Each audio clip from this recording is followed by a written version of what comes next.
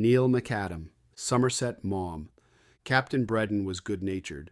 When Angus Munro, the curator of the museum at Kuala Solor, told him that he had advised Neil MacAdam, his new assistant, on his arrival at Singapore to put up at the Van Dyke Hotel, and asked him to see that the lad got into no mischief during the few days he must spend there, he said he would do his best.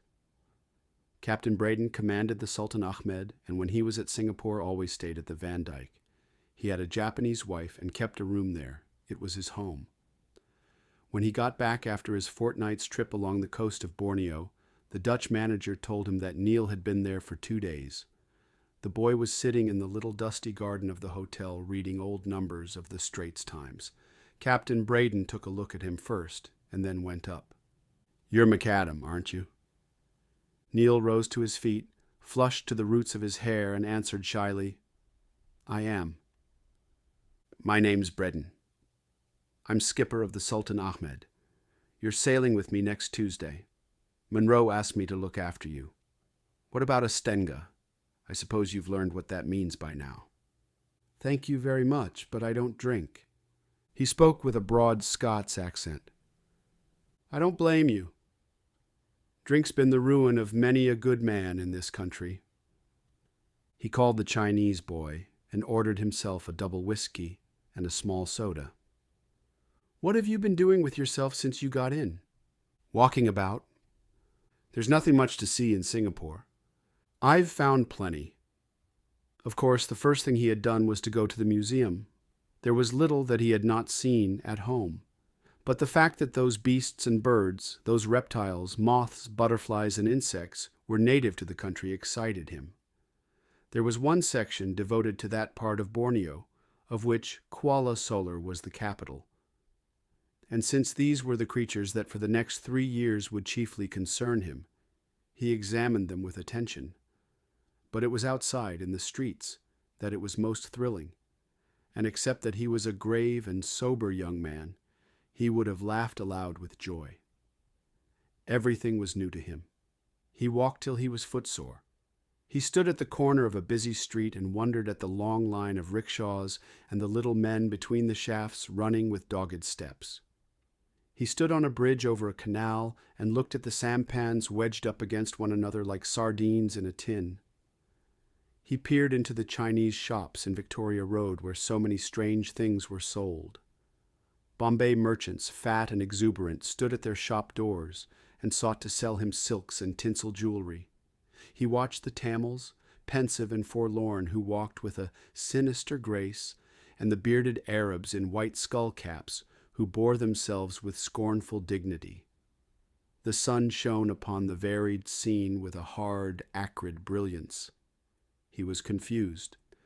He thought it would take him years to find his bearings in this multicolored and excessive world.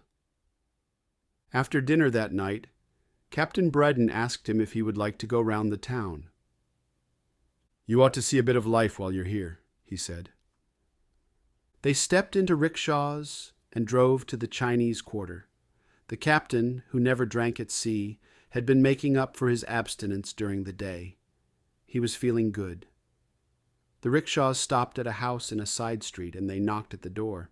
It was opened, and they passed through a narrow passage into a large room with benches all round it covered with red plush. A number of women were sitting about, French, Italian, and American. A mechanical piano was grinding out harsh music, and a few couples were dancing. Captain Breddon ordered drinks. 2 or 3 women waiting for an invitation gave them inviting glances. "Well, young feller, is there anyone you fancy here?" the captain asked facetiously. "To sleep with, do you mean?" "No. No white girls where you're going, you know." "Oh, well, like to go and see some natives?" "I don't mind."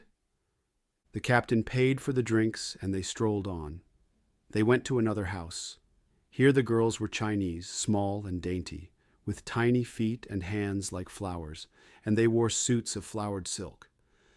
But their painted faces were like masks. They looked at the strangers with black, derisive eyes.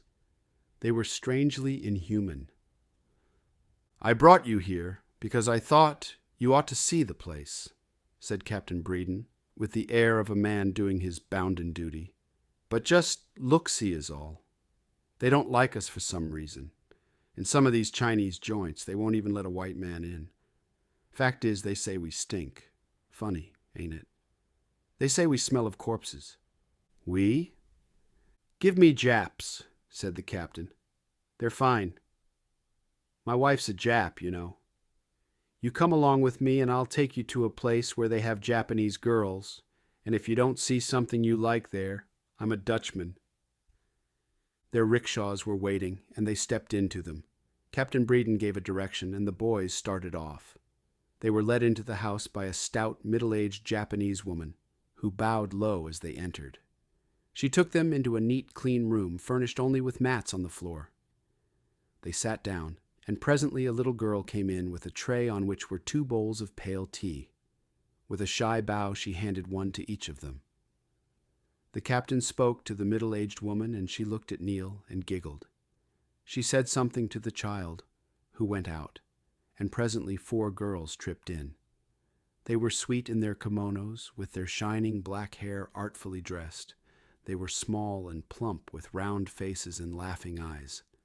They bowed low as they came in, and with good manners murmured polite greetings. Their speech sounded like the twittering of birds. Then they knelt, one on each side of the 2 men, and charmingly flirted with them. Captain Breeden soon had his arms round 2 slim waists. They all talked 19 to the dozen. They were very gay. It seemed to Neil that the captain's girls were mocking him, for their gleaming eyes were mischievously turned towards him, and he blushed. But the other 2 cuddled up to him, smiling, and spoke in Japanese as though he understood every word they said. They seemed so happy and guileless that he laughed. They were very attentive. They handed him the bowl so that he should drink his tea, and then took it from him so that he should not have the trouble of holding it.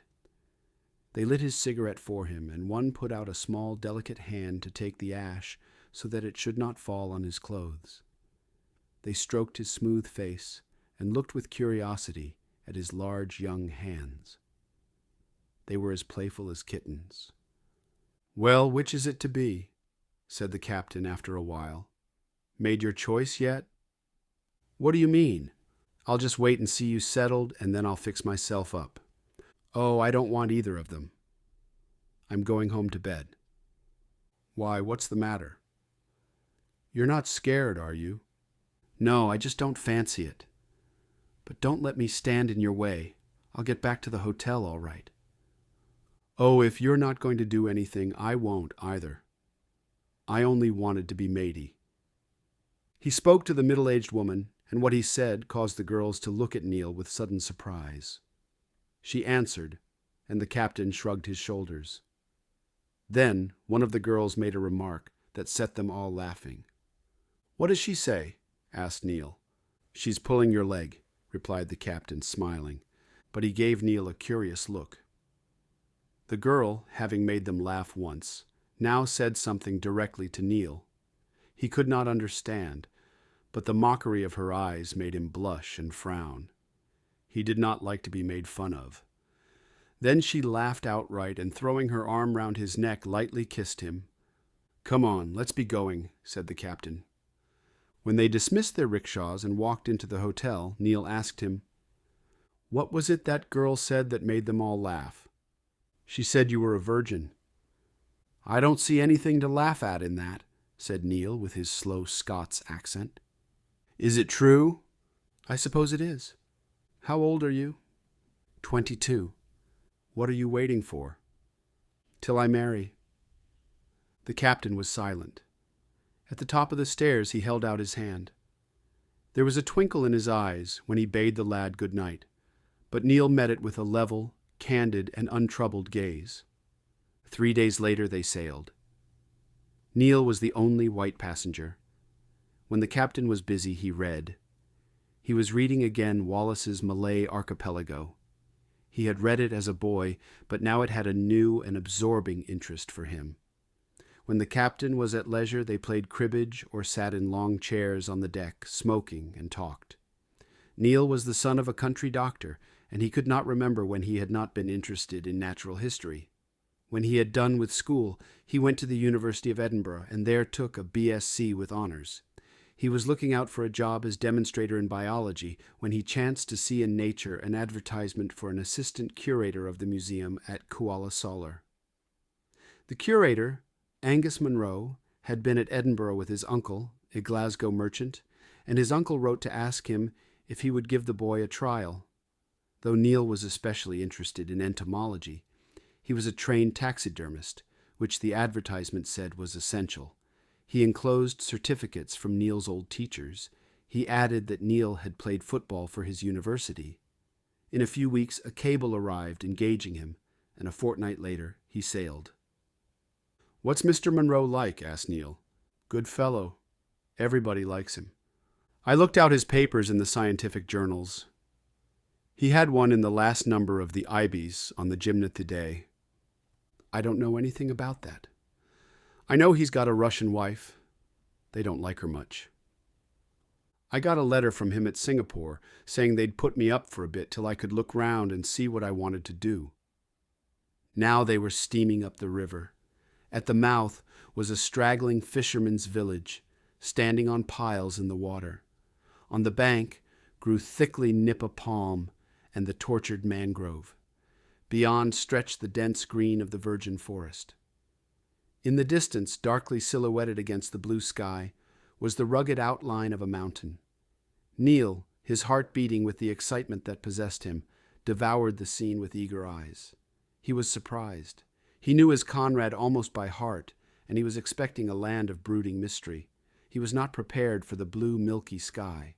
Little white clouds on the horizon, like sailing boats becalmed, shone in the sun.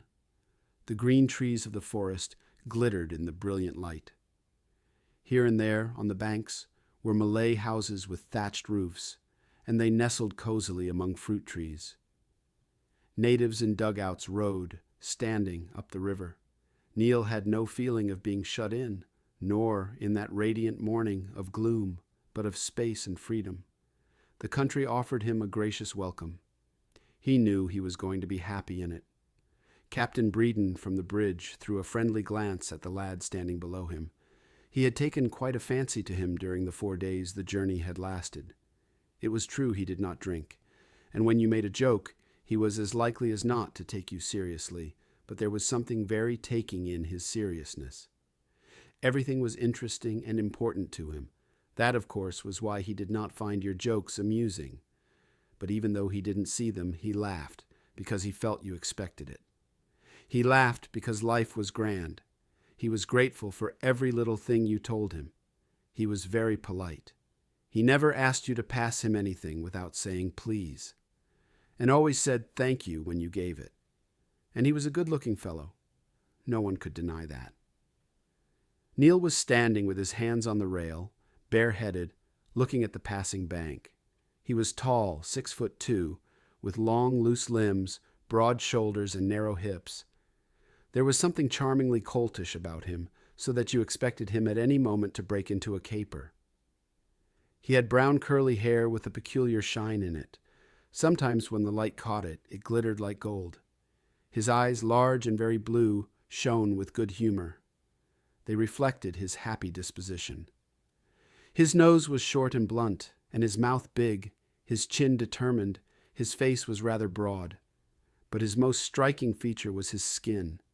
It was very white and smooth, with a lovely patch of red on either cheek. It would have been a beautiful skin even for a woman. Captain Breeden made the same joke to him every morning. "Well, my lad, have you shaved today?" Neil passed his hand over his chin. "No? Do you think I need it?" The captain always laughed at this. "Need it? Why, you've got a face like a baby's bottom." And invariably Neil reddened to the roots of his hair. "I shave once a week," he retorted. But it wasn't only his looks that made you like him. It was his ingenuousness, his candour, and the freshness with which he confronted the world.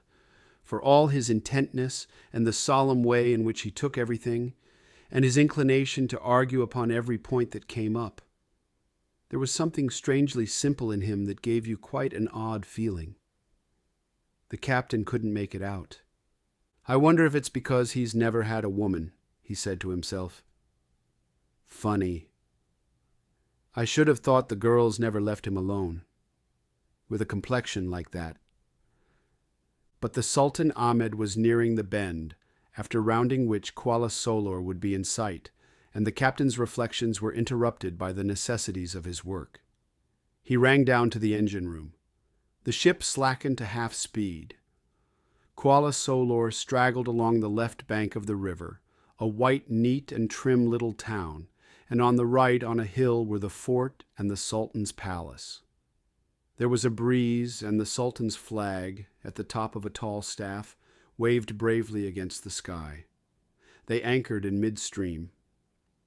The doctor and a police officer came on board in the government launch. They were accompanied by a tall, thin man in white ducks. The captain stood at the head of the gangway and shook hands with them. Then he turned to the last comer. "Well, I've brought you your young hopeful safe and sound." And with a glance at Neil, "This is Munro." The tall, thin man held out his hand and gave Neil an appraising look. Neil flushed a little and smiled. He had beautiful teeth. "How do you do, sir?"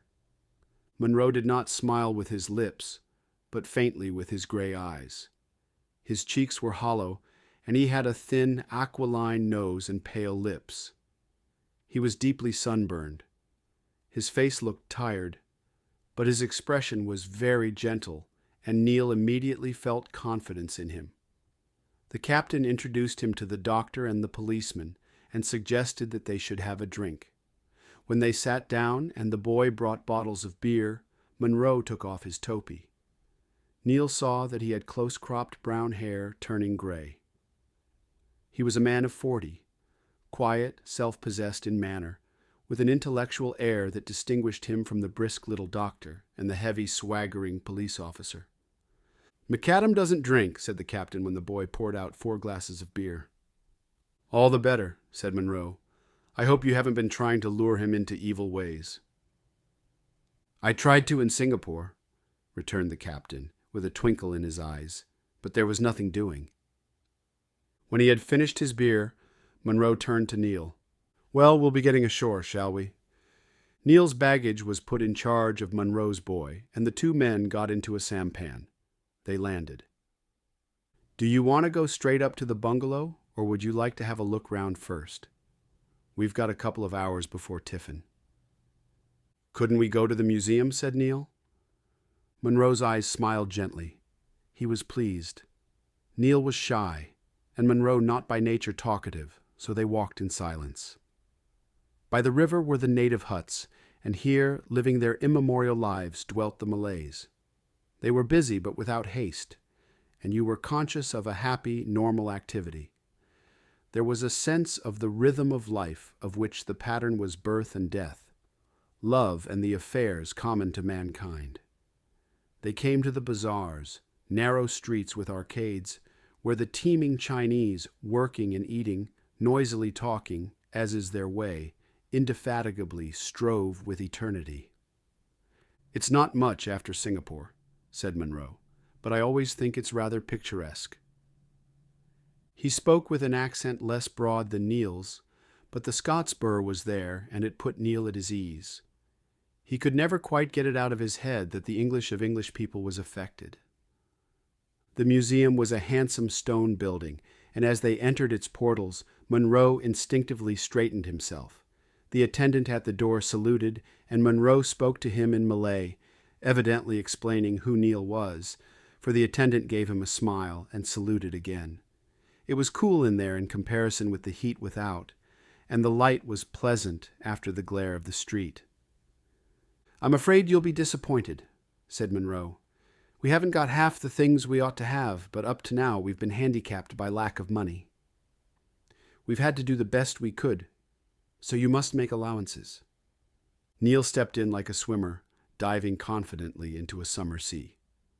The specimens were admirably arranged. Munro had sought to please as well as to instruct, and birds and beasts and reptiles were presented, as far as possible in their natural surroundings, in such a way as to give a vivid impression of life. Neil lost his shyness and began with boyish enthusiasm to talk of this and that. He asked an infinity of questions. He was excited. Neither of them was conscious of the passage of time, and when Munro glanced at his watch, he was surprised to see what the hour was. They got into rickshaws and drove to the bungalow. Munro led the young man into a drawing room. A woman was lying on a sofa reading a book, and as they came in, she slowly rose. "This is my wife. I'm afraid we're dreadfully late, Darya." "What does it matter?" She smiled. "What is more unimportant than time?" She held out her hand, a rather large hand, to Neil and gave a long, reflective, but friendly look. "I suppose you've been showing him the museum." She was a woman of 35, of medium height, with a pale brown face of a uniform color and pale blue eyes. Her hair, parted in the middle and wound into a knot on the nape of her neck, was untidy. It had a moth-like quality and was of a curious pale brown. Her face was broad, with high cheekbones, and she had a rather fleshy nose. She was not a pretty woman, but there was in her slow movements a sensual grace, and in her manner, as it were, a physical casualness that only very dull people could have failed to find interesting. She wore a frock of green cotton. She spoke English perfectly, but with a slight accent. They sat down to tiffin. Neil was overcome once more with shyness, but Darya did not seem to notice it. She talked freely and easily. She asked him about his journey and what he had thought of Singapore. She told him about the people he would have to meet. That afternoon, Munro was to take him to call on the resident, the Sultan being away, and later they would go to the club. There he would see everybody. "You will be popular," she said, her pale blue eyes resting on him with attention. A man less ingenuous than Neil might have noticed that she took stock of his size and youthful virility, his shiny, curling hair, and his lovely skin. "They don't think much of us." "Oh, nonsense, Darya. You're too sensitive. They're English, that's all. They think it's rather funny of Angus to be a scientist, and they think it's rather vulgar of me to be a Russian. I don't care. They're fools.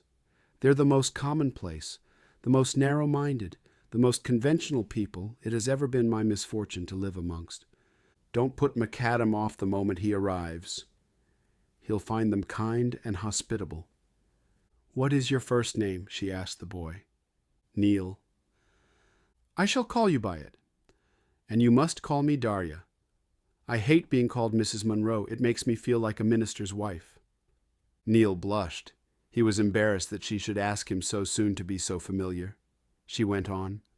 "Some of the men are not bad. They do their job competently, and that's what they're here for," said Munro. "They shoot. They play football and tennis and cricket. I get on with them quite well. The women are intolerable. They are jealous and spiteful and lazy. They can talk of nothing. If you introduce an intellectual subject, they look down their noses as though you were indecent. What can they talk about? They're interested in nothing. If you speak of the body, they think you improper. And if you speak of the soul, they think you priggish." "You mustn't take what my wife says too literally," smiled Munro in his gentle, tolerant way. "The community here is just like any other in the East, neither very clever nor very stupid, but amiable and kindly. And that's a good deal. I don't want people to be amiable and kindly. I want them to be vital and passionate. I want them to be interested in mankind. I want them to attach more importance to the things of the spirit than to a gin pahit or a curry tiffin. I want art to matter to them, and literature." She addressed herself abruptly to Neil. "Have you got a soul?" "Oh, I don't know. I don't know exactly what you mean." "Why do you blush when I ask you?" "Why should you be ashamed of your soul? It is what is important in you. Tell me about it. I am interested in you and I want to know." It seemed very awkward to Neil to be tackled in this way by a perfect stranger. He had never met anyone like this. But he was a serious young man, and when he was asked a question straight out, he did his best to answer it. It was Munro's presence that embarrassed him. "I don't know what you mean by the soul. If you mean an immaterial or spiritual entity, separately produced by the Creator in temporary conjunction with the material body, then my answer is in the negative. It seems to me that such a radically dualistic view of human personality cannot be defended by anyone who is able to take a calm view of the evidence. If, on the other hand, you mean by soul the aggregate of psychic elements which form what we know as the personality of the individual, then, of course, I have." "You're very sweet and you're wonderfully handsome," she said, smiling. "No, I mean the heart with its longings and the body with its desires and the infinite in us. Tell me, what did you read on the journey, or did you only play deck tennis?" Neil was taken aback at the inconsequence of her reply. He would have been a little affronted, except for the good humor in her eyes and the naturalness in her manner. Munro smiled quietly at the young man's bewilderment. When he smiled, the lines that ran from the wings of his nostrils to the corners of his mouth became deep furrows. "I read a lot of Conrad." "For pleasure or to improve your mind?" "Both." "I admire him awfully." Darya threw up her arms in an extravagant gesture of protest. "That Pole," she cried. "How can you English ever have let yourselves be taken in by that wordy mountebank? He has all the superficiality of his countrymen. That stream of words, those involved sentences, the showy rhetoric, that affectation of profundity, when you get through all that to the thought at the bottom, what do you find but a trivial commonplace? He was like a second-rate actor who puts on a romantic dress and declaims a play by Victor Hugo. For 5 minutes you say this is heroic, and then your whole soul revolts and you cry, 'No, this is false, false, false.'" She spoke with a passion that Neil had never known anyone show when speaking of art or literature. Her cheeks, usually colorless, flushed, and her pale eyes glowed. "There's no one who got atmosphere like Conrad," said Neil. "I can smell and see and feel the East when I read him." "Nonsense. What do you know about the East? Everyone will tell you that he made the grossest blunders. Ask Angus." "Of course he was not always accurate," said Munro, in his measured, reflective way. "The Borneo he described is not the Borneo we know. He saw it from the deck of a merchant vessel, and he was not an acute observer, even of what he saw. But does it matter? I don't know why fiction should be hampered by fact. I don't think it's a mean achievement to have created a country, a dark, sinister, romantic, and heroic country of the soul." "You're a sentimentalist, my poor Angus." And then again to Neil. "You must read Turgenev, you must read Tolstoy, you must read Dostoevsky." Neil did not in the least know what to make of Darya Munro. She skipped over the first stages of acquaintance and treated him at once like someone she had known intimately all her life. It puzzled him. It seemed so reckless. When he met anyone, his own instinct was to go cautiously. He was amiable, but he did not like to step too far before he saw his way before him. He did not want to give anyone his confidence before he thought himself justified. But with Darya, you could not help yourself. She forced your confidence. She poured out the feelings and thoughts that most people keep to themselves, like a prodigal flinging gold pieces to a scrambling crowd. She did not talk. She did not act, like anyone he had ever known. She did not mind what she said. She would speak of the natural functions of the human animal in a way that brought the blushes coursing to his cheeks. They excited her ridicule. "Oh, what a prig you are! What is there indecent in it? When I'm going to take a purge, why shouldn't I say so? And when I think you want one, why shouldn't I tell you?" "Theoretically, I dare say you're right," said Neil, always judicious and reasonable. She made him tell her of his father and mother, his brothers, his life at school and at the university. She told him about herself. Her father was a general killed in the war, and her mother a Princess Luchkov. They were in eastern Russia when the Bolsheviks seized power and fled to Yokohama. Here they had subsisted miserably on the sale of their jewels and such objects of art as they had been able to save. And here she married a fellow exile. She was unhappy with him, and in 2 years divorced him. Her mother died, and penniless, she was driven to earn her living as best she could. She was employed by an American relief organization. She taught in a mission school. She worked in a hospital. She made Neil's blood boil, and at the same time embarrassed him very much when she spoke of the men who tried to take advantage of her defenselessness and her poverty. She spared him no details. "Brutes," he said. "Oh, all men are like that," she replied, with a shrug of her shoulders. She told him how once she protected her virtue at the point of her revolver. "I swore I'd kill him if he took another step, and if he had, I'd have shot him like a dog." "Gosh," said Neil. It was at Yokohama that she met Angus. He was spending his leave in Japan. She was captivated by his straightforwardness, the decency which was so obvious in him, his tenderness and his consideration. He was not a businessman, he was a scientist, and science is milk brother to art. He offered her peace. He offered her security. And she was tired of Japan. Borneo was a land of mystery. They had been married for 5 years. She gave Neil the Russian novelists to read. She gave him Fathers and Sons, Anna Karenina, and the Brothers Karamazov. Those are the 3 peaks of our literature. Read them.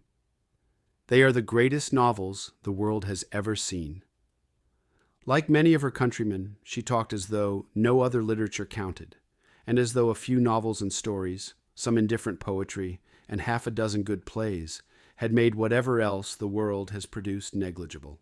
Neil was fascinated and overwhelmed. "You're rather like Alyosha yourself, Neil," she said, looking at him with eyes that were now so soft and tender. "An Alyosha with a Scotch dourness, suspicious and prudent, that will not let the soul in you, the spiritual beauty, come out." "I'm not a bit like Alyosha," he answered self-consciously. "You don't know what you're like. You don't know anything about yourself. Why are you a naturalist? Is it for money? You could have made much more money by going into your uncle's office in Glasgow. I feel in you something strange and unearthly. I could bow down at your feet as Father Zosima did to Dmitri." "Please don't," he said, smiling but flushing a little too. But the novels he read made her seem a little less strange to him. They gave her an environment, and he recognized in her traits which, however unusual in the women he knew in Scotland, his mother and the daughters of his uncle in Glasgow, were common to many of the characters in Russian fiction. He no longer wondered that she should like to sit up so late, drinking innumerable cups of tea, and lie on the sofa nearly all day long reading and incessantly smoking cigarettes. She could do nothing at all for days on end without being bored. She had a curious mixture of languor and zest. She often said, with a shrug of her shoulders, that she was an Oriental, and a European only by chance. She had a feline grace that indeed suggested the Oriental. She was immensely untidy, and it did not seem to affect her that cigarette ends, old papers, and empty tins should lie about their living room. But he thought she had something of Anna Karenina in her, and he transferred to her the sympathy he felt for that pathetic creature. He understood her arrogance. It was not unnatural that she despised the women of the community, whose acquaintance little by little he made. They were commonplace. Her mind was quicker than theirs. She had a wider culture, and she had above all a sort of tremulous sensitiveness that made them extraordinarily colorless. She certainly took no pains to conciliate them.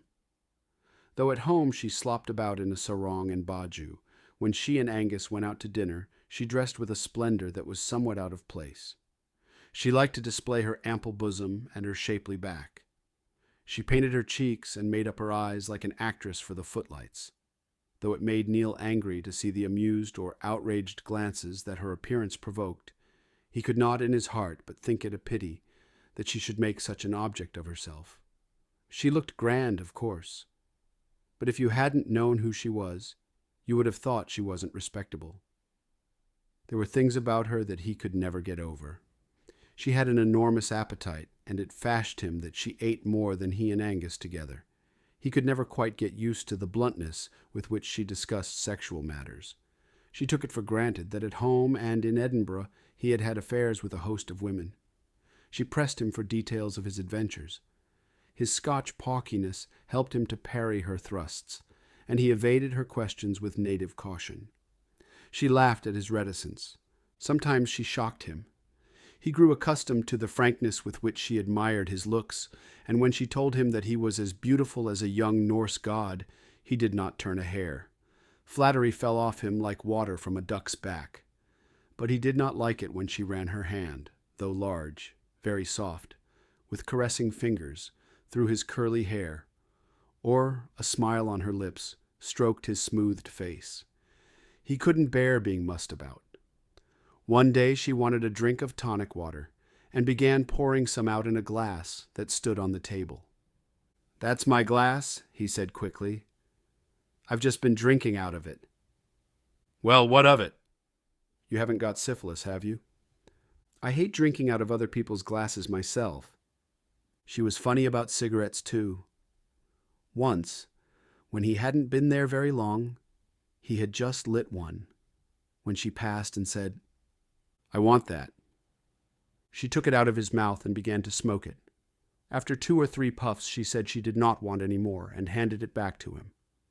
The end she had had in her mouth was red from the rouge on her lips, and he didn't want to go on smoking it at all, but he was afraid she would think it rude if he threw it away. It somewhat disgusted him.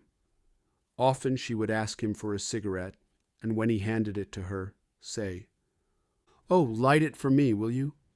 When he did so and held it out to her, she opened her mouth so that he should put it in. He hadn't been able to help wetting the end a little. He wondered she could bear to put it in her mouth after it had been in his. The whole thing seemed to him awfully familiar. He was sure Munro wouldn't like it.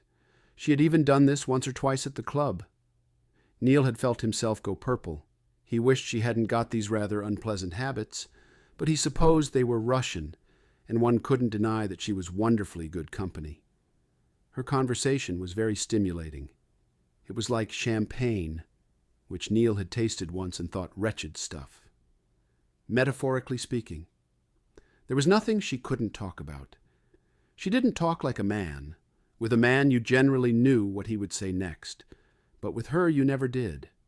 Her intuition was quite remarkable. She gave you ideas. She enlarged your mind and excited your imagination. Neil felt alive as he had never felt alive before. He seemed to walk on mountain peaks, and the horizons of the spirit were unbounded. Neil felt a certain complacency when he stopped to reflect on what an exalted plane his mind communed with hers. Such conversations made very small beer of the vaunted pleasure of sense. She was in many ways, he was of a cautious nature and seldom made a statement even to himself that he did not qualify, the most intelligent woman he had ever met. And besides, she was Angus Munro's wife. For whatever Neil's reservations were about Darya, he had none about Munro, and she would have had to be a much less remarkable woman not to profit by the enormous admiration he conceived for her husband. With him Neil let himself go. He felt for him what he had never felt for anyone before. He was so sane, so balanced, so tolerant. This was the sort of man he would himself like to be when he was older. He talked little, but when he did, with good sense. He was wise. He had a dry humor that Neil understood. It made the hearty English fun of the men at the club seem inane. He was kind and patient. He had a dignity that made it impossible to conceive of anyone taking a liberty with him, but he was neither pompous nor solemn. He was honest and absolutely truthful. But Neil admired him no less as a scientist than as a man. He had imagination. He was careful and painstaking. Though his interest was in research, he did the routine work of the museum conscientiously. He was just then much interested in stick insects and intended to write a paper on their powers of parthenogenetic reproduction. An incident occurred in connection with the experiments he was making that made a great impression on Neil. One day, a little captive gibbon escaped from its chain and ate up all the larvae and so destroyed the whole of Munro's evidence. Neil nearly cried. Angus Munro took the gibbon in his arms and smiling stroked it. "Diamond, Diamond," he said, quoting Sir Isaac Newton, "you little know the damage you have done." He was also studying mimicry and instilled into Neil his absorbed interest in this controversial subject. They had interminable talks about it. Neil was astonished at the curator's wonderful knowledge. It was encyclopedic, and he was abashed at his own ignorance. But it was when Munro spoke of the trips into the country to collect specimens that his enthusiasm was most contagious. That was the perfect life, a life of hardship, difficulty, often of privation and sometimes of danger, but rewarded by the thrill of finding a rare, or even a new, species, by the beauty of the scenery and the intimate observation of nature, and above all by the sense of freedom from every tie. It was for this part of the work that Neil had been chiefly engaged. Munro was occupied in research work that made it difficult for him to be away from home for several weeks at a time, and Darya had always refused to accompany him. She had an unreasoning fear of the jungle. She was terrified of wild beasts, snakes, and venomous insects. Though Munro had told her over and over again that no animal hurt you unless you molested or frightened it, she could not get over her instinctive horror. He did not like leaving her. She cared little for the local society, and with him away he realized that life for her must be intolerably dull. But the Sultan was keenly interested in natural history, and was anxious that the museum should be completely representative of the country's fauna. One expedition Munro and Neil were to make together, so that Neil should learn how to go to work, and the plans for this were discussed by them for months. Neil looked forward to it as he had never looked forward to anything in his life. Meanwhile, he learned Malay and acquired a smattering of the dialects that would be useful to him on future journeys. He played tennis and football. He soon knew everyone in the community. On the football field, he threw off his absorption in science and his interest in Russian fiction and gave himself up to the pleasure of the game. He was strong, quick, and active. After it was all over, it was grand to have a sluice down and a long tonic with a slice of lemon and go over it all with the other fellows. It had never been intended that Neil should live permanently with the Munros. There was a roomy rest house at Kuala Solor, but the rule was that no one should stay in it for more than a fortnight, and such of the bachelors as had no official quarters clubbed together and took a house between them. When Neil arrived, it so happened that there was no vacancy in any of these messes. One evening, however, when he had been about 4 months in the colony, 2 men, Waring and Johnson, when they were sitting together after a game of tennis, told him that one member of their mess was going home, and if he would like to join them, they would be glad to have him. They were young fellows of his own age, in the football team, and Neil liked them both. Waring was in the customs and Johnson in the police. He jumped at the suggestion. They told him how much it would cost and fixed a day, a fortnight later, when it would be convenient for him to move in. At dinner he told the Munros, "It's been awfully good of you to let me stay so long. It's made me very uncomfortable planting myself on you like this. I've been quite ashamed, but now there's no excuse for me." "But we like having you here," said Darya. "You don't need an excuse." "I can hardly go on staying here indefinitely." "Why not? Your salary's miserable. What's the use of wasting it on board and lodging? You'd be bored stiff with Johnson and Waring, stupids. They haven't an idea in their heads outside playing the gramophone and knocking balls about." It was true that it had been very convenient to live free of cost. He had saved the greater part of his salary. He had a thrifty soul and had never been used to spending money when it wasn't necessary, but he was proud. He could not go on living at other people's expense. Darya looked at him with her quiet, observant eyes. Angus and I have got used to you now. I think we'd miss you. If you like, you can pay us for your board. You don't cost anything, but if it'll make you easier, I'll find out exactly what difference you make in Cookie's book, and you can pay that. It must be an awful nuisance having a stranger in the house, he answered uncertainly. It'll be miserable for you there. Good heavens, the filth they eat. It was true also that at the Munros you ate better than anywhere else at Kuala Solor. He had dined out now and then, and even at the residence you didn't get a very good dinner. Darya liked her food and kept the cook up to the mark. He made Russian dishes which were a fair treat. That cabbage soup of Darya's was worth walking 5 miles for. But Munro hadn't said anything. I'd be glad if you'd stay here, he said now. It's very convenient to have you on the spot. If anything comes up, we can talk it over there and then. Waring and Johnson are very good fellows, but I dare say you'd find them rather limited after a bit. Oh, well, then I'll be very pleased. Heaven knows I couldn't want anything better than this. I was only afraid I was in the way.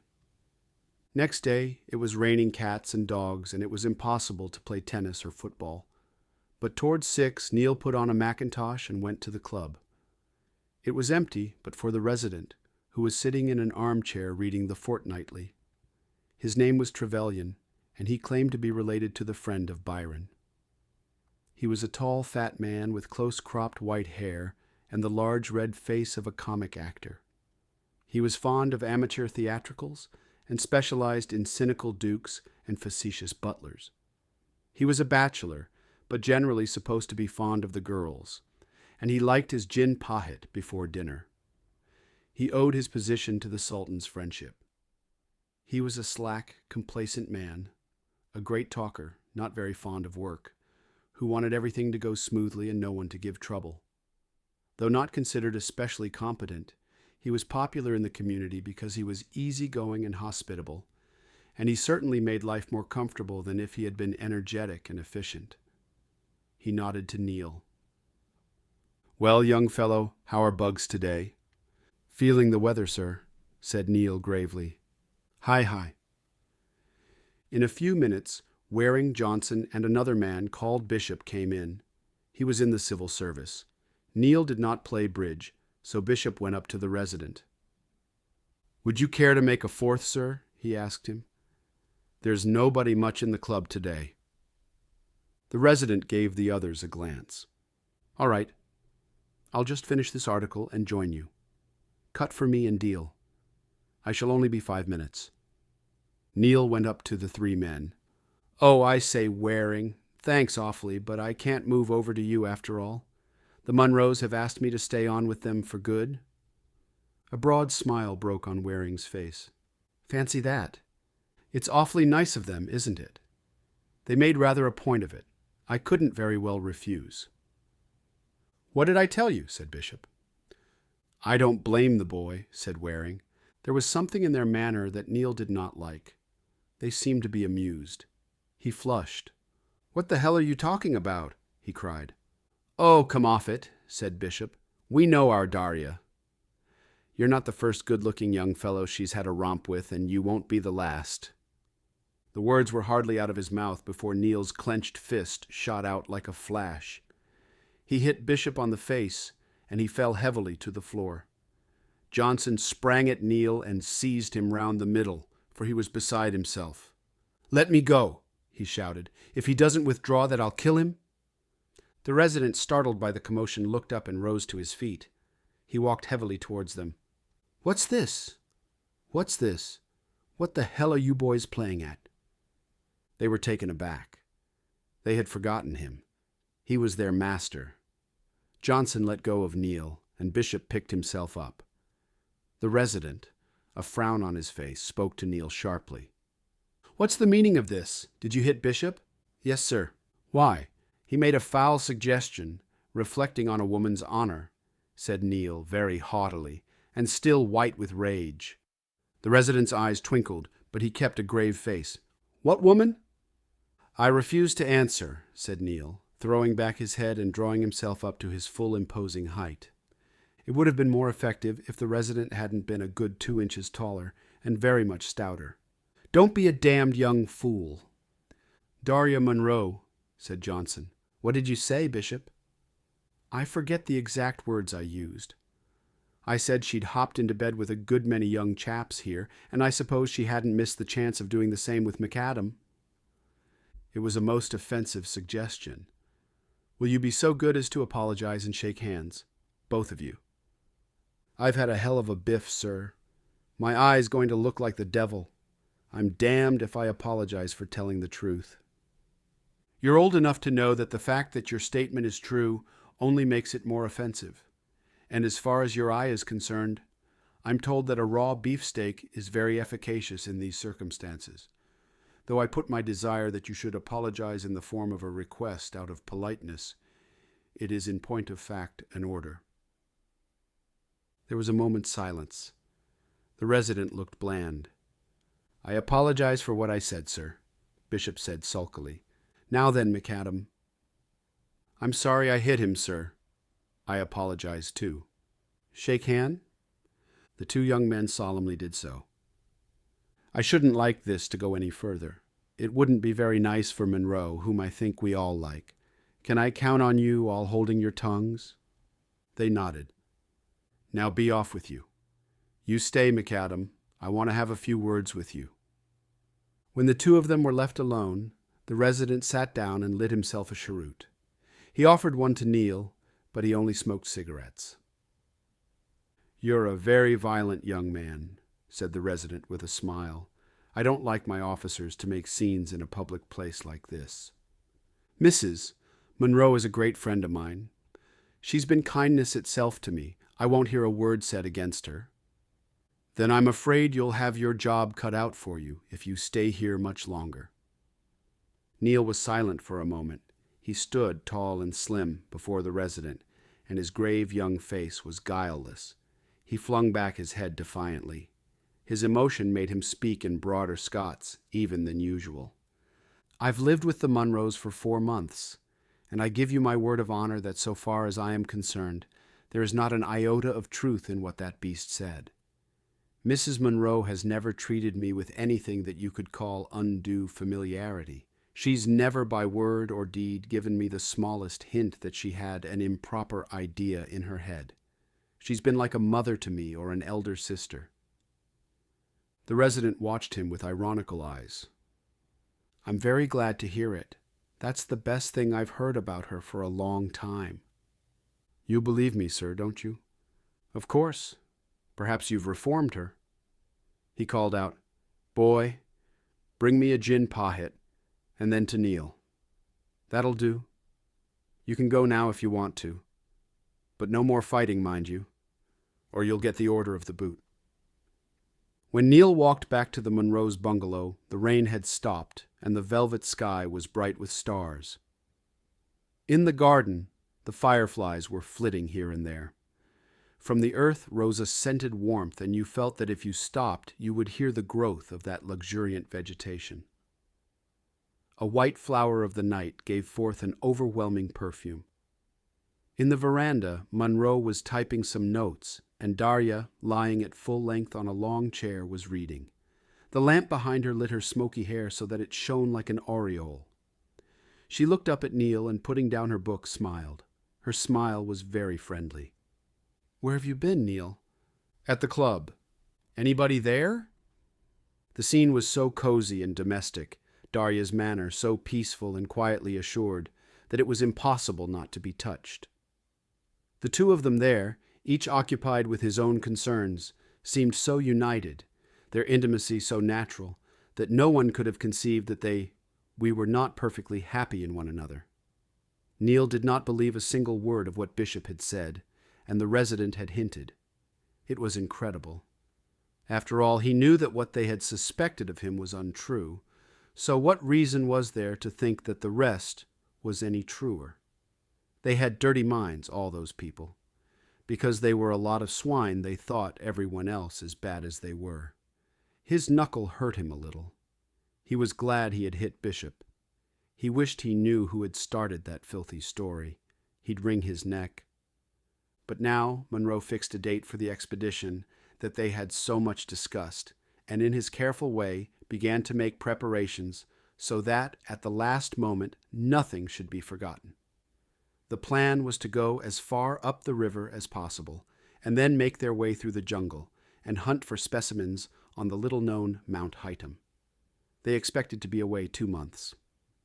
As the day on which they were to start grew nearer, Munro's spirits rose, and though he did not say very much, though he remained quiet and self-controlled, you could tell by the light in his eyes and the jauntiness of his step how much he looked forward to it. One morning, at the museum, he was almost sprightly. "I've got some good news for you," he said suddenly to Neil, after they had been looking at some experiments they were making. "Darya's coming with us." "Is she? That's grand." Neil was delighted. That made it perfect.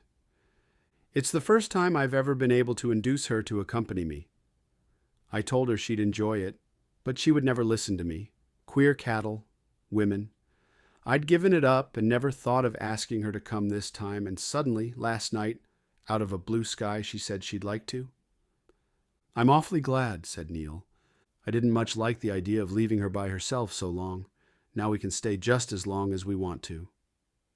They started early one morning in 4 prahus, manned by Malays, and besides themselves, the party consisted of their servants and 4 Dyak hunters. The 3 of them lay on cushions side by side under an awning. In the other boats were the Chinese servants and the Dyaks. They carried bags of rice for the whole party, provisions for themselves, clothes, books, and all that was necessary for their work. It was heavenly to leave civilization behind them, and they were all excited. They talked, they smoked, they read. The motion of the river was exquisitely soothing. They lunched on a grassy bank. Dusk fell, and they moored for the night. They slept at a longhouse, and their Dyak hosts celebrated their visit with arak, eloquence, and a fantastic dance. Next day, the river, narrowing, gave them more definitely the feeling that they were adventuring into the unknown, and the exotic vegetation that crowded the banks to the water's edge, like an excited mob pushed from behind by a multitude, caused Neil a breathless ravishment. Oh, wonder and delight!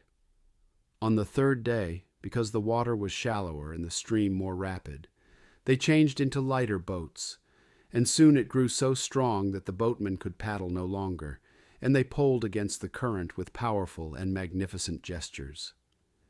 Now and then they came to rapids and had to disembark, unload, and haul the boats through a rock-strewn passage. After 5 days they reached a point beyond which they could go no further. There was a government bungalow there, and they settled in for a couple of nights while Munro made arrangements for their excursion into the interior. He wanted bearers for their baggage, and men to build a house for them when they reached Mount Hightam. It was necessary for Munro to see the headman of a village in the vicinity, and thinking it would save time if he went himself, rather than let the headman come to him.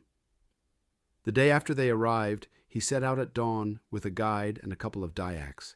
He expected to be back in a few hours. When he had seen him off, Neil thought he would have a bathe.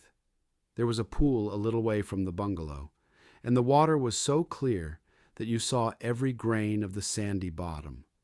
The river was so narrow there that the trees overarched it. It was a lovely spot. It reminded Neil of the pools and Scotch streams he had bathed in as a boy, and yet it was strangely different.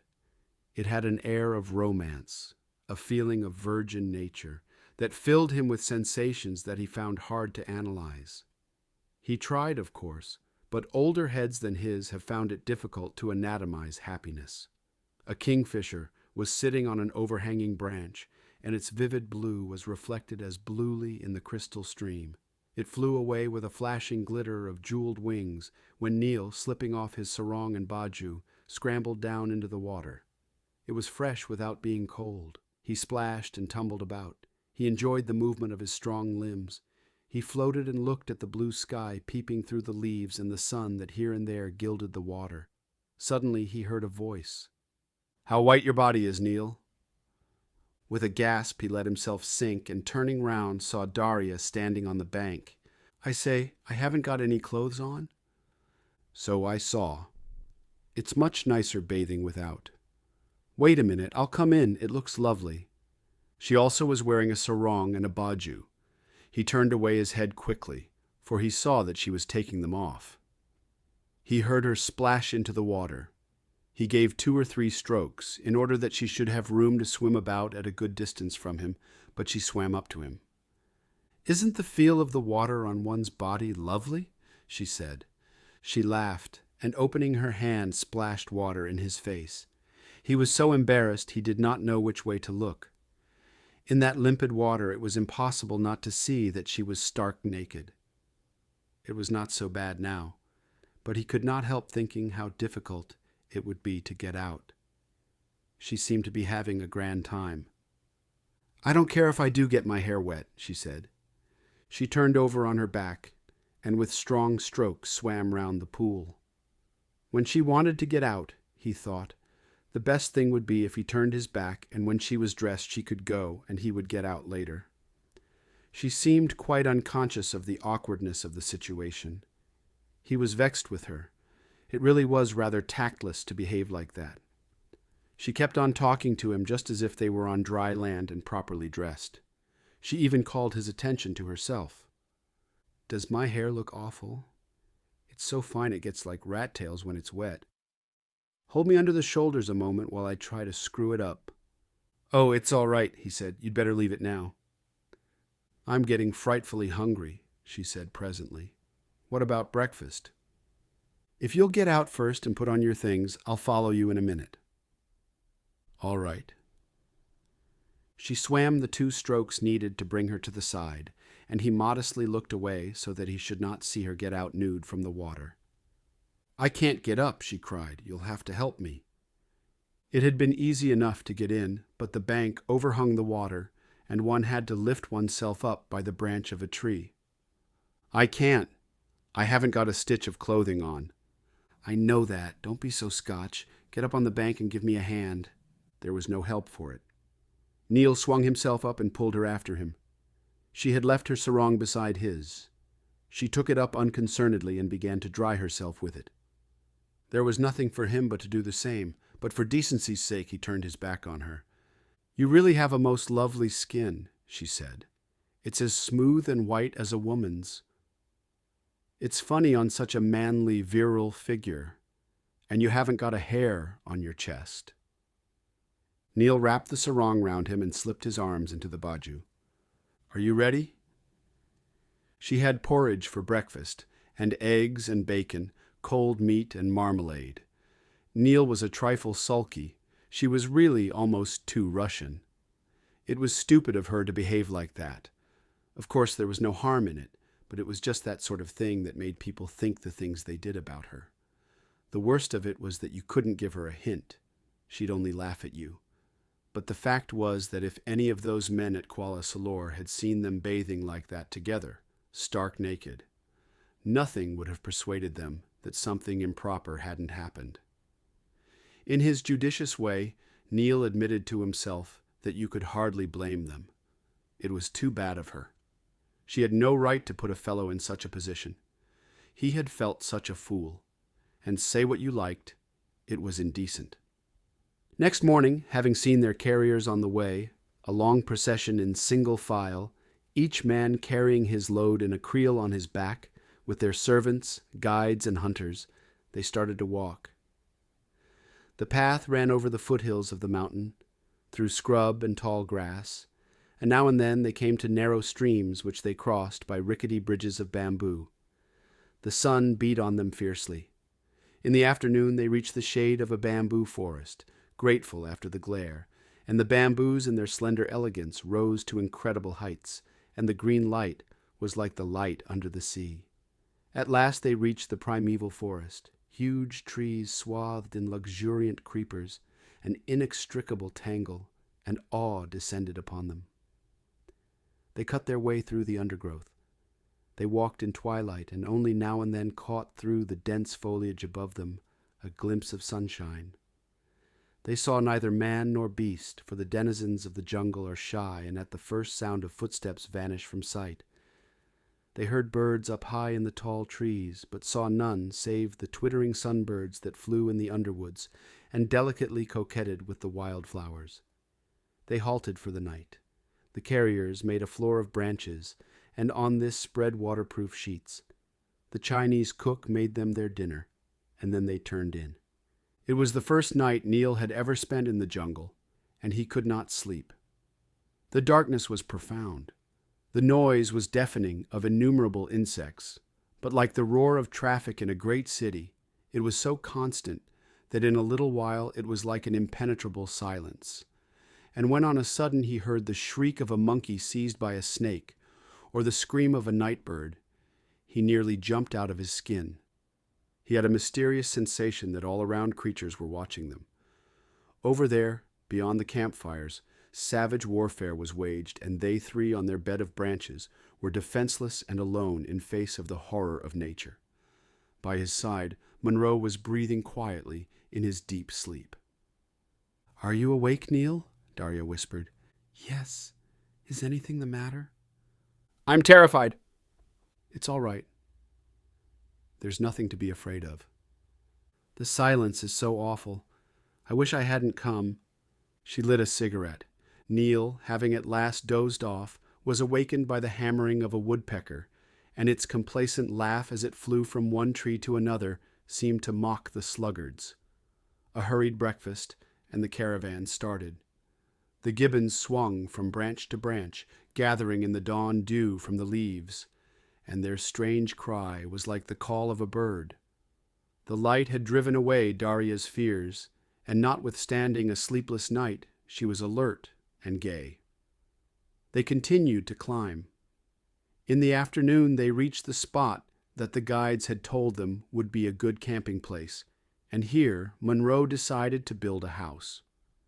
The man set to work. With their long knives they cut palm leaves and saplings and soon had erected a 2-roomed hut raised on piles from the ground. It was neat and fresh and green.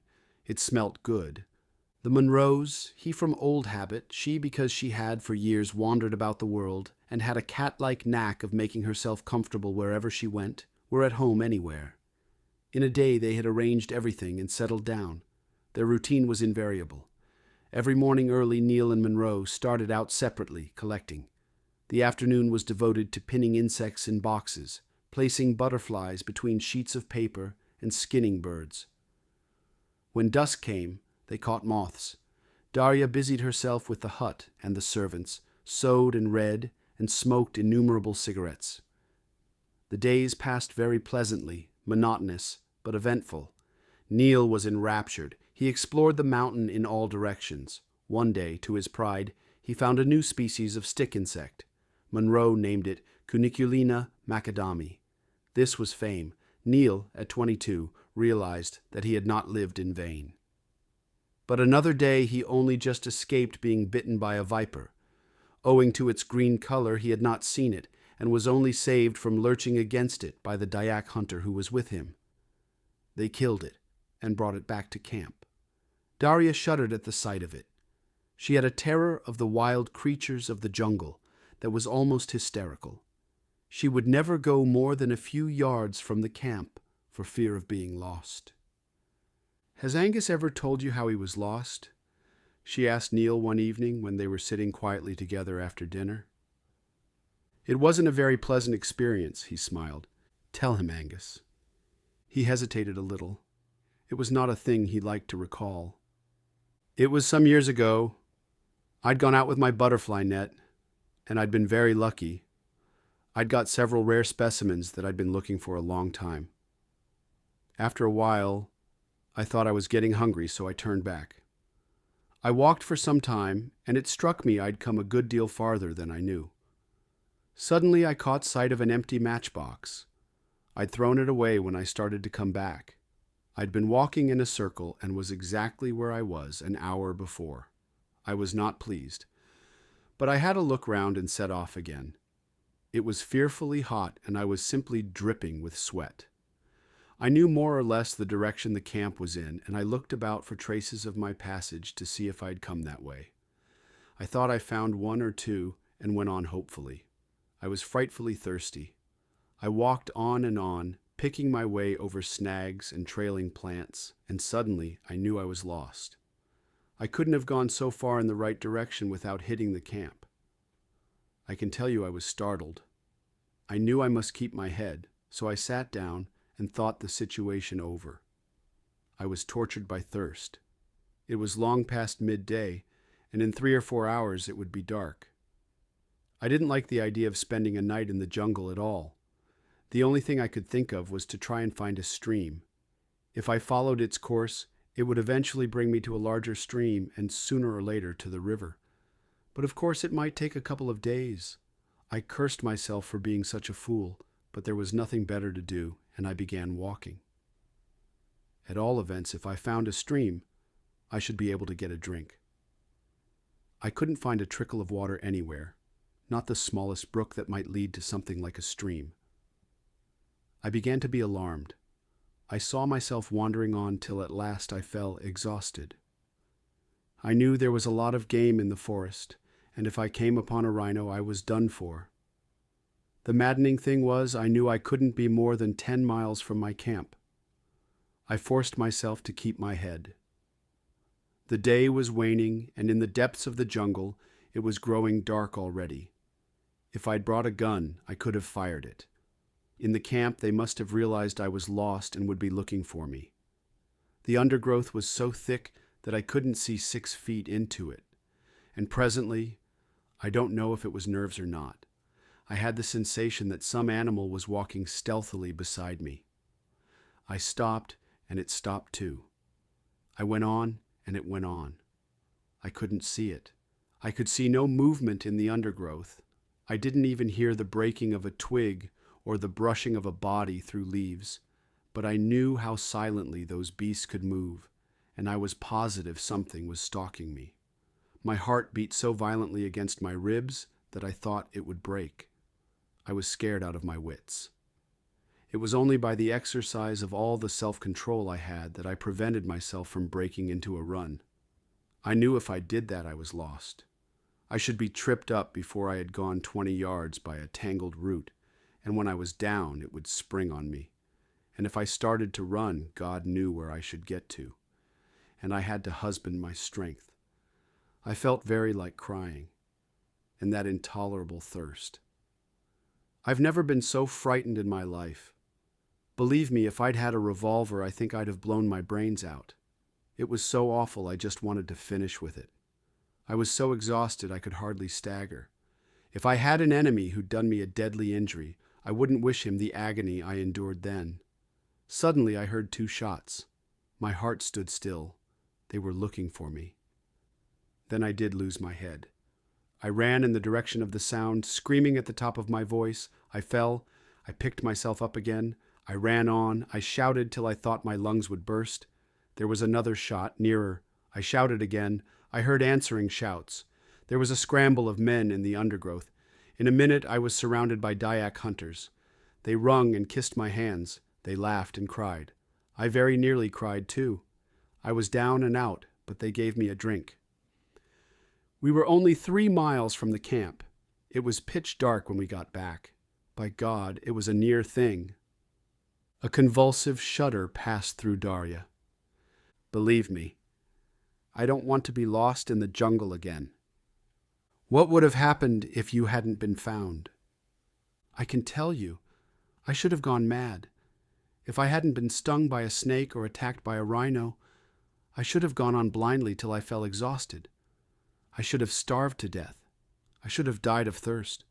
Wild beasts would have eaten my body, and ants cleaned my bones. Silence fell upon them. Then it happened, when they had spent nearly a month on Mount Haidam, that Neil, notwithstanding the quinine Munro had made him take regularly, was stricken with fever. It was not a bad attack, but he felt very sorry for himself and was obliged to stay in bed. Darya nursed him. He was ashamed to give her so much trouble, but she would not listen to his protests. She was certainly very capable. He resigned himself to letting her do things for him that one of the Chinese boys could have done just as well. He was touched. She waited on him hand and foot. But when the fever was at its height, and she sponged him all over with cold water. Though the comfort was indescribable, he was excessively embarrassed. She insisted on washing him night and morning. I wasn't in the British hospital at Yokohama for 6 months without learning at least the routine of nursing, she said, smiling. She kissed him on the lips each time after she had finished. It was friendly and sweet of her. He rather liked it, but attached no importance to it. He even went so far, a rare thing for him, as to be facetious on the subject. "Did you always kiss your patients at the hospital?" he asked her. "Don't you like me to kiss you?" She smiled. "It doesn't do me any harm." "It may even hasten your recovery," she mocked. One night he dreamt of her. He awoke with a start. He was sweating profusely. The relief was wonderful, and he knew that his temperature had fallen. He was well. He did not care. For what he had dreamt filled him with shame. He was horrified. That he should have such thoughts, even in his sleep, made him feel awful. He must be a monster of depravity. Day was breaking, and he heard Munro getting up in the room next door that he occupied with Darya. She slept late, and he took care not to disturb her. When he passed through Neil's room, Neil in a low voice called him. "Hello, are you awake?" "Yes, I've had the crisis. I'm all right now." "Good. You'd better stay in bed today. Tomorrow you'll be as fit as a fiddle. Send Ah Tan to me when you've had your breakfast, will you?" "Right-ho." He heard Munro start out. The Chinese boy came and asked him what he wanted. An hour later, Darya awoke. She came in to bid him good morning. He could hardly look at her. "I'll just have my breakfast, and then I'll come in and wash you," she said. "I'm washed. I got Ah Tan to do it." "Why?" "I wanted to spare you the trouble." "It isn't a trouble. I like doing it." She came over to the bed and bent down to kiss him, but he turned away his head. "Oh, don't," he said. "Why not?" "It's silly." She looked at him for a moment, surprised, and then, with a slight shrug of the shoulders, left him. A little later she came back to see if there was anything he wanted. He pretended to be asleep. She very gently stroked his cheek. "For God's sake, don't do that," he cried. "I thought you were sleeping." "What's the matter with you today?" "Nothing." "Why are you being horrid to me? Have I done anything to offend you?" "No. Tell me what it is." She sat down on the bed and took his hand. He turned his face to the wall. He was so ashamed he could hardly speak. "You seem to forget I'm a man. You treat me as if I was a boy of 12. "Oh?" He was blushing furiously. He was angry with himself and vexed with her. She really should be more tactful. He plucked nervously at the sheet. "I know it means nothing to you, and it ought not to mean anything to me. It doesn't when I'm well and up and about. One can't help one's dreams, but they are an indication of what is going on in the subconscious." "Have you been dreaming about me?" "Well, I don't think there's any harm in that." He turned his head and looked at her. Her eyes were gleaming, but his were somber with remorse. "You don't know men," he said. She gave a little burble of laughter. She bent down and threw her arms round his neck. She had nothing on but her sarong and baju. "You darling," she cried. "Tell me, what did you dream?" He was startled out of his wits. He pushed her violently aside. "What are you doing? You're crazy." He jumped half out of bed. "Don't you know that I'm madly in love with you?" she said. "What are you talking about?" He sat down on the side of the bed. He was frankly bewildered. She chuckled. "Why do you suppose I came up to this horrible place?" "To be with you, ducky. Don't you know I'm scared stiff of the jungle? Even in here I'm frightened there'll be snakes or scorpions or something. I adore you." "You have no right to speak to me like that," he said sternly. "Oh, don't be so prim," she smiled. "Let's get out of here." He walked out onto the veranda and she followed him. He threw himself into a chair. She knelt by his side and tried to take his hands, but he withdrew them. "I think you must be mad." I hope to God you don't mean what you say." "I do." Every word of it she smiled. It exasperated him that she seemed unconscious of the frightfulness of her confession. "Have you forgotten your husband?" "Oh, what does he matter?" "Darya, I can't be bothered about Angus now." "I'm afraid you're a very wicked woman," he said slowly, a frown darkening his smooth brow. She giggled. "Because I've fallen in love with you?" "Darling, you shouldn't be so absurdly good-looking." "For God's sake, don't laugh." "I can't help it. You're comic, but still adorable. I love your white skin and your shining curly hair. I love you because you're so prim and Scotch and humorless. I love your strength. I love your youth." Her eyes glowed and her breath came quickly. She stooped and kissed his naked feet. He drew them away quickly, with a cry of protest, and in the agitation of his gesture nearly overthrew the rickety chair. "Woman, you're insane. Have you no shame?" "No." "What do you want of me?" he asked fiercely. "Love." "What sort of a man do you take me for?" "A man like any other," she replied calmly. "Do you think, after all that Angus Munro has done for me, I could be such a damned beast as to play about with his wife? I admire him more than any man I've ever known. He's grand. He's worth a dozen of me, and you put together. I'd sooner kill myself than betray him. I don't know how you can think me capable of such a dastardly act." "Oh, my dear, don't talk such bilge. What harm is it going to do him? You mustn't take that sort of thing so tragically. After all, life is very short. We're fools if we don't take what pleasure we can out of it." "You can't make wrong right by talking about it?" "I don't know about that. I think that's a very controvertible statement." He looked at her with amazement. She was sitting at his feet, cool to all appearance and collected, and she seemed to be enjoying the situation. She seemed quite unconscious of its seriousness. "Do you know that I knocked a fellow down at the club because he made an insulting remark about you?" "Who?" "Bishop." "Dirty dog." "What did he say?" "He said you'd had affairs with men."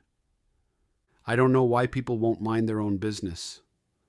Anyhow, who cares what they say? I love you. I've never loved anyone like you. I'm absolutely sick with love for you." "Be quiet. Be quiet." "Listen. Tonight, when Angus is asleep, I'll slip into your room. He sleeps like a rock. There's no risk." "You mustn't do that?" "Why not?" "No, no, no!" He was frightened out of his wits. Suddenly she sprang to her feet and went into the house. Munro came back at noon, and in the afternoon they busied themselves as usual. Darya, as she sometimes did, worked with them. She was in high spirits. She was so gay that Munro suggested that she was beginning to enjoy the life. "It's not so bad," she admitted. "I'm feeling happy today." She teased Neil.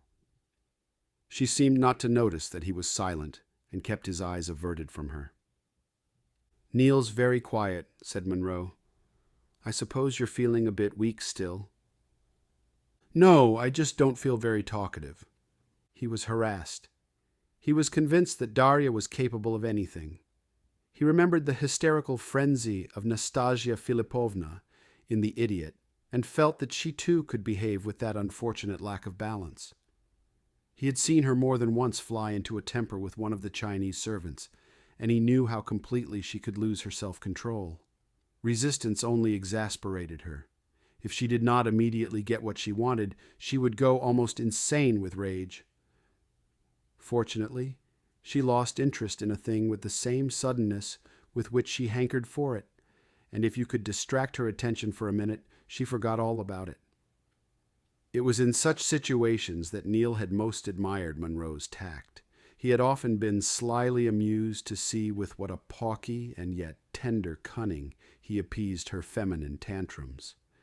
It was on Munro's account that Neil's indignation was so great. Munro was a saint, and from what a state of humiliation and penury and random shifts had he not taken her to make her his wife? She owed everything to him. His name protected her. She had respectability. The commonest gratitude should have made it impossible for her to harbor such thoughts as she had that morning expressed. It was all very well for men to make advances. That was what men did. But for women to do so was disgusting. His modesty was outraged. The passion he had seen in her face and the indelicacy of her gestures scandalized him. He wondered whether she would really carry out her threat to come to his room. He didn't think she would dare, but when night came and they all went to bed, he was so terrified that he could not sleep. He lay there, listening anxiously. The silence was broken only by the repeated and monotonous cry of an owl. Through the thin wall of woven palm leaves, he heard Munro's steady breathing. Suddenly, he was conscious that someone was stealthily creeping into his room. He had already made up his mind what to do. "Is that you, Mr. Munro?" he called in a loud voice. Darya stopped suddenly. Munro awoke. "There's someone in my room." "I thought it was you." "It's all right," said Darya. "It's only me. I couldn't sleep, so I thought I'd go and smoke a cigarette on the veranda." "Oh, is that all?" said Munro. "Don't catch cold." She walked through Neil's room and out. He saw her light a cigarette.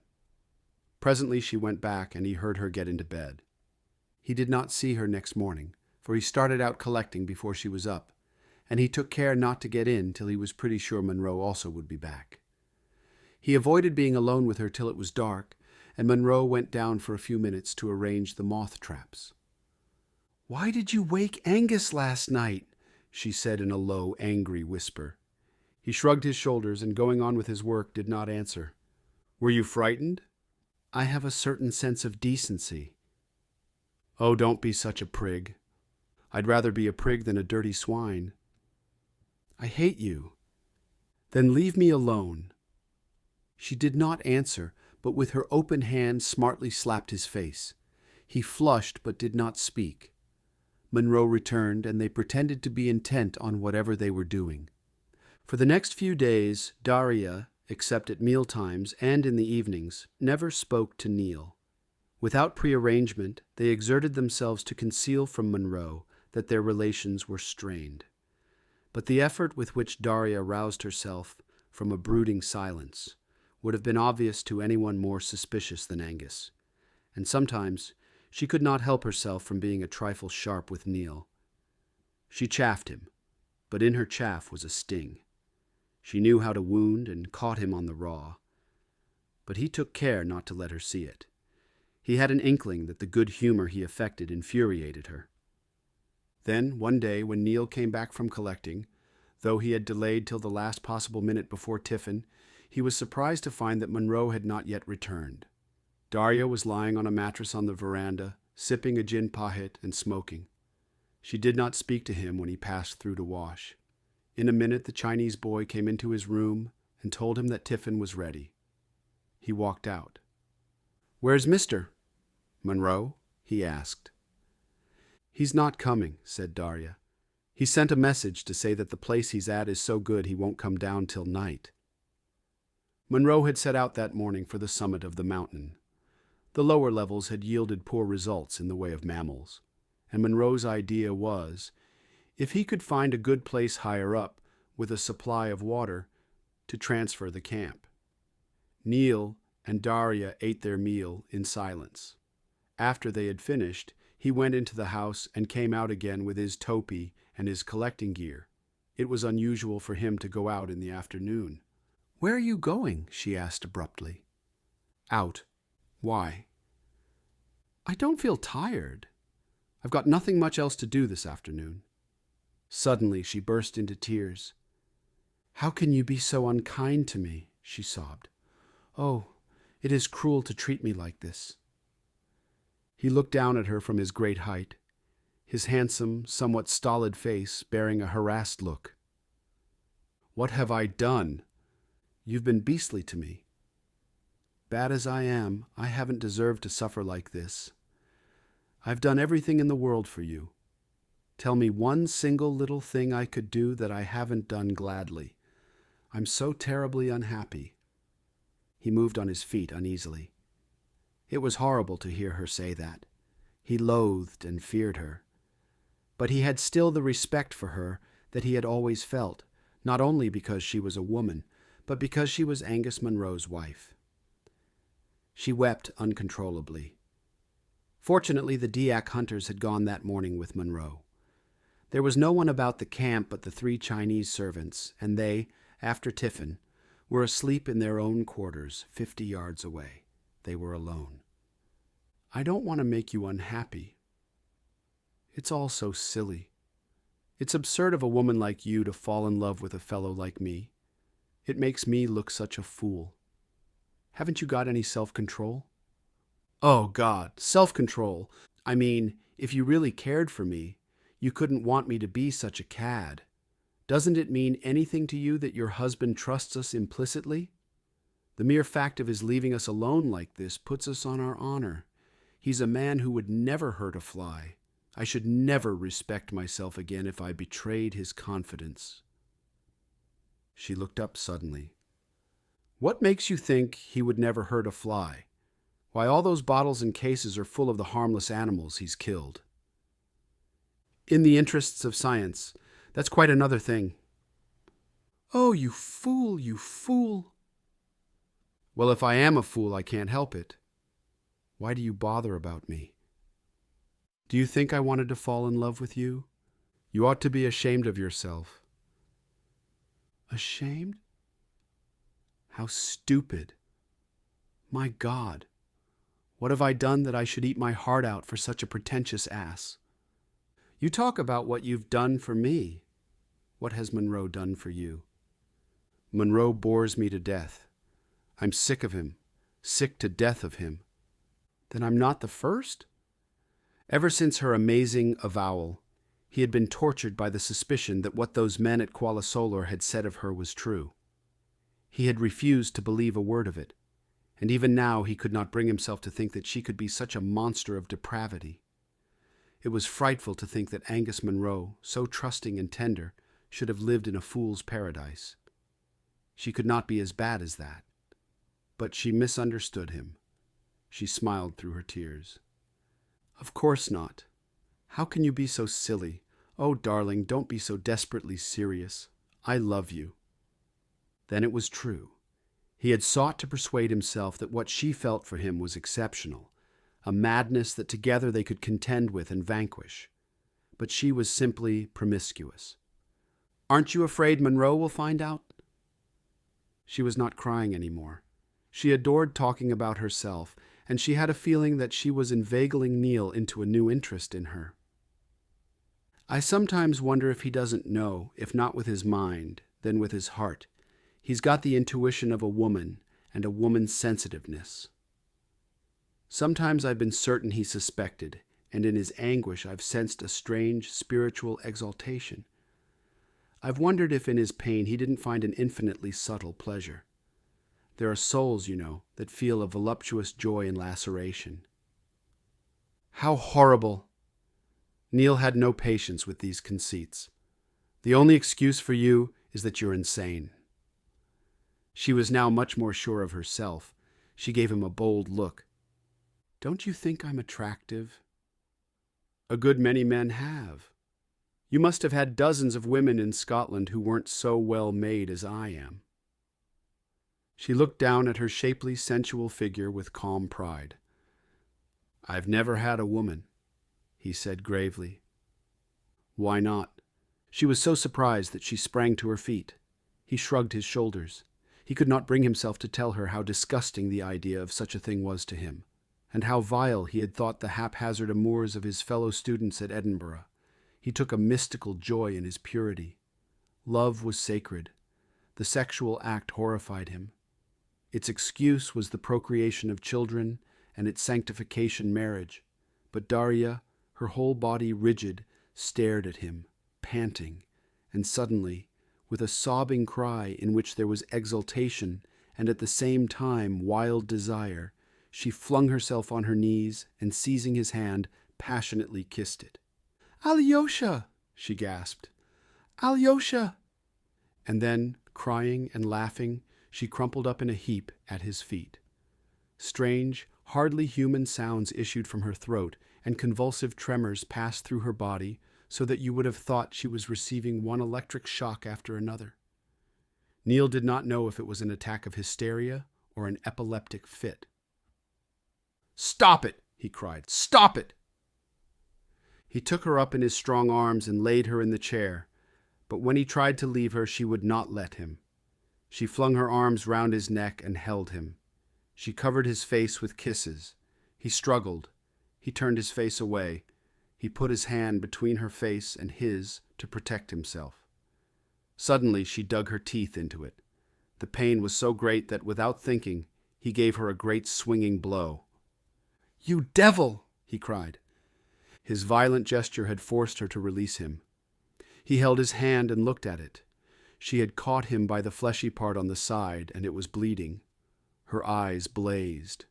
She was feeling alert and active. "I've had enough of this." "I'm going out," he said. She sprang to her feet. "I'll come with you." He put on his topi and, snatching up his collecting gear without a word, turned on his heel. With one stride, he leaped down the 3 steps that led from the floor of the house to the ground. She followed him. "I'm going into the jungle," he said. "I don't care." In the ravening desire that possessed her, she forgot her morbid fear of the jungle. She recked nothing of snakes and wild beasts. She did not mind the branches that hit her face or the creepers that entangled her feet. For a month, Neil had explored all that part of the forest, and he knew every yard of it. He told himself grimly that he'd teach her to come with him. He forced his way through the undergrowth with rapid strides. She followed him, stumbling but determined. He crashed on, blind with rage, and she crashed after him. She talked. He did not listen to what she said. She besought him to have pity on her. She bemoaned her fate. She made herself humble. She wept and wrung her hands. She tried to cajole him. The words poured from her lips in an unceasing stream. She was like a mad woman. At last, in a little clearing, he stopped suddenly, and turning round, faced her. "This is impossible," he cried. "I'm fed up. When Angus comes back, I must tell him I've got to go. I shall go back to Kuala Solor tomorrow morning and go home." "He won't let you go. He wants you. He finds you invaluable." "I don't care. I'll fake up something." "What?" He mistook her. "Oh, you needn't be frightened. I shan't tell him the truth." "You can break his heart if you want to. I'm not going to." "You worship him, don't you? That dull, phlegmatic man." "He's worth 100 of you."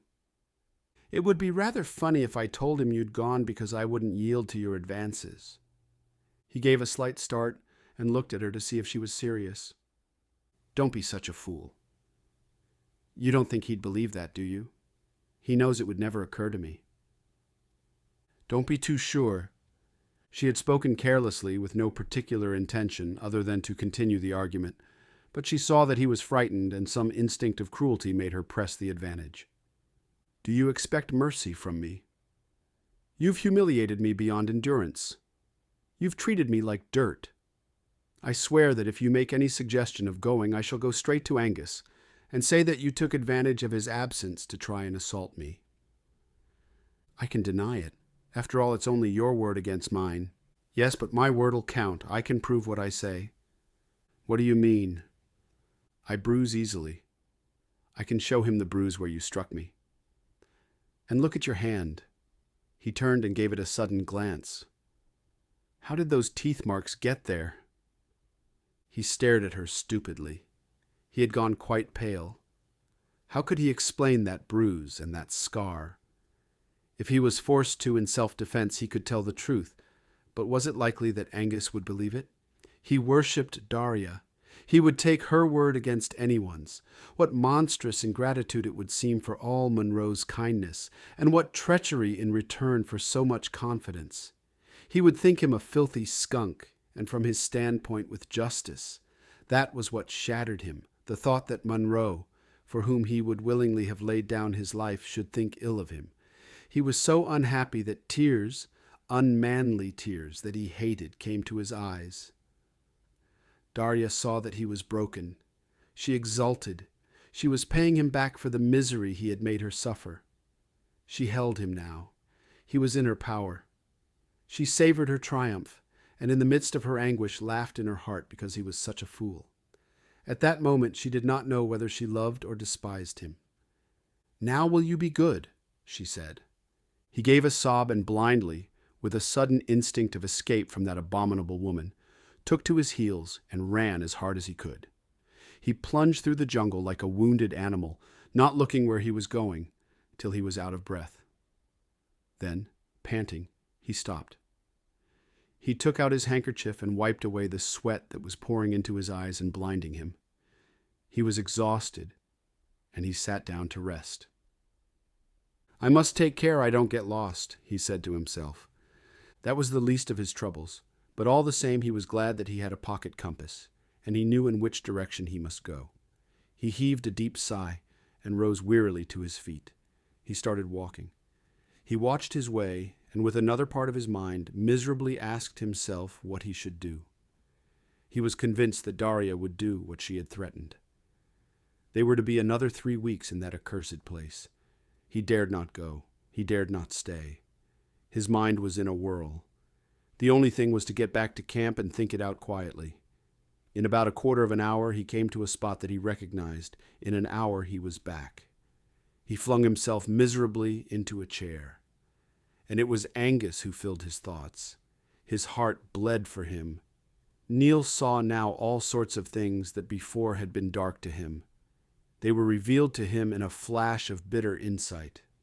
He knew why the women at Kuala Solor were so hostile to Darya, and why they looked at Angus so strangely. They treated him with a sort of affectionate levity. Neil thought it was because Angus was a man of science, and so in their foolish eyes, somewhat absurd. He knew now it was because they were sorry for him, and at the same time found him ridiculous. Darya had made him the laughingstock of the community. If ever there was a man who hadn't deserved ill usage at a woman's hands, it was he. Suddenly Neil gasped and began to tremble all over. It had suddenly occurred to him that Darya did not know her way through the jungle. In his anguish, he had hardly been conscious of where they went. Supposing she could not find her way home, she would be terrified. He remembered the ghastly story Angus had told them of being lost in the forest. His first instinct was to go back and find her, and he sprang to his feet. Then a fierce anger seized him. No, let her shift for herself. She had gone of her own free will. Let her find her own way back. She was an abominable woman, and deserved all that might come to her. Neil threw back his head defiantly, a frown of indignation on his smooth young brow, and clenched his hands. Courage. He made up his mind. It would be better for Angus if she never returned. He sat down and began trying to make a skin of a mountain trogon. But the trogon has a skin like wet tissue paper, and his hands trembled. He tried to apply his mind to the work he was doing, but his thoughts fluttered desperately, like moths in a trap, and he could not control them. What was happening over there in the jungle? What had she done when he suddenly bolted? Every now and then, against his will, he looked up. At any moment she might appear in the clearing and walk calmly up to the house. He was not to blame. It was the hand of God. He shuddered. Storm clouds were gathering in the sky, and night fell quickly. Just after dusk, Munro arrived. "Just in time," he said. "There's going to be a hell of a storm." He was in great spirits. He had come upon a fine plateau with lots of water, from which there was a magnificent view to the sea. He had found 2 or 3 rare butterflies and a flying squirrel. He was full of plans to move the camp to this new place. All about it, he had seen abundant evidence of animal life. Presently, he went into the house to take off his heavy walking boots. He came out at once. "Where's Darya?" Neil stiffened himself to behave with naturalness. "Isn't she in her room?" "No. Perhaps she's gone down to the servants' quarters for something." He walked down the steps and strolled a few yards. "Darya?" he called. "Darya." There was no answer. Boy?" A Chinese servant came running up, and Angus asked him where his mistress was. He did not know. He had not seen her since tiffin. "Where can she be?" asked Munro, coming back, puzzled. He went to the back of the house and shouted, "She can't have gone out." "There's nowhere to go. When did you see her last, Neil?" "I went out collecting after tiffin. I'd had a rather unsatisfactory morning, and I thought I'd try my luck again." Strange. They hunted everywhere round the camp. Munro thought she might have made herself comfortable somewhere and gone to sleep. It's too bad of her to frighten one like this. The whole party joined in the search. Munro began to grow alarmed. It's not possible that she should have gone for a stroll in the jungle and lost her way. She's never moved more than 100 yards from the house, to the best of my knowledge, since we've been here. Neil saw the fear in Munro's eyes and looked down. "We'd better get everyone along and start hunting. There's one thing. She can't be far. She knows that if you get lost, the best thing is to stay where you are and wait for people to come and find you. She'll be scared out of her wits, poor thing." He called out the Dayak hunters and told the Chinese servants to bring lanterns. He fired his gun as a signal. They separated into two parties, one under Munro, the other under Neil, and went down the two rough paths that in the course of the month they had made in their comings and goings. It was arranged that whoever found Darya should fire 3 shots in quick succession. Neil walked with his face stern and set. His conscience was clear. He seemed to bear in his hands the decree of imminent justice. He knew that Darya would never be found. The two parties met. It was not necessary to look at Munro's face. He was distracted. Neil felt like a surgeon who is forced to perform a dangerous operation without assistance or appliances to save the life of someone he loves. It behoved him to be firm. "She could never have got so far as this," said Munro. "We must go back and beat the jungle within the radius of a mile from the house, inch by inch. The only explanation is that she was frightened by something, or fainted, or was stung by a snake." Neil did not answer. They started out again, and, making lines, combed the undergrowth. They shouted. Every now and then they fired a gun and listened for a faint call in answer. Birds of the night flew with a whirring of wings, frightened as they advanced with their lanterns, and now and then they half saw, half guessed at an animal, deer, boar, or rhino, that fled at their approach. The storm broke suddenly. A great wind blew, and then the lightning rent the darkness, like the scream of a woman in pain, and the tortured flashes, quick, quick, one on the heels of the other, like demon dancers in a frantic reel, wriggled down the night. The horror of the forest was revealed in an unearthly day. The thunder crashed down the sky in huge rollers, peal upon peal, like vast primeval waves dashing against the shores of eternity. That fearful din hurtled through space as though sound had size and weight. The rain pelted in fierce torrents. Rocks and gigantic trees came tumbling down the mountain. The tumult was awful. The Dayak hunters cowered, gibbering in terror of the angry spirits who spoke in the storm, but Munro urged them on. The rain fell all night, with lightning and thunder, and did not cease till dawn. Wet through and shivering, they returned to the camp. They were exhausted. When they had eaten, Munro meant to resume the desperate search, but he knew that it was hopeless. They would never see her alive again. He flung himself down wearily. His face was tired and white and anguished. Poor child,